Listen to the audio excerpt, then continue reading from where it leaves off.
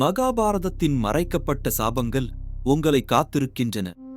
மகாபாரத போர் என்பது வெறும் படையணிகளின் மோதல் மட்டுமல்ல, அது தப்பிக்க முடியாத சாபங்களின் வலைப்பின்னல்.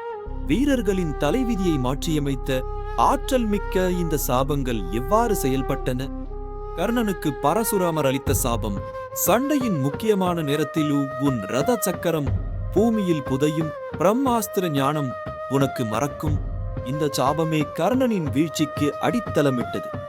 மகாபாரத போரின் முடிவில் துயரில் மூழ்கிய காந்தாரி கிருஷ்ணரை பார்த்து யாதவ குலமும் அழிந்துபடும் என சபித்தார். அத்தனை இழப்பிற்கும் கிருஷ்ணரே காரணம் என அவள் மனம் கூறியது. ஊர்வசி அர்ஜுனனை மறுத்தபோது நீ ஆண்மை இழந்து அலியாக கடவாய் என சபித்தார். இந்த சாபமே அர்ஜுனன் விராட நாட்டில் பிரிகன்னலையாக வாழ வழிவகுத்தது. அஞ்ஞாத வாசத்திற்கு உதவியது. கோபத்தின் பின்னணியில் மறைந்துள்ள சாபங்களை புரிந்தால் அடுத்த கதையை காணுங்கள்.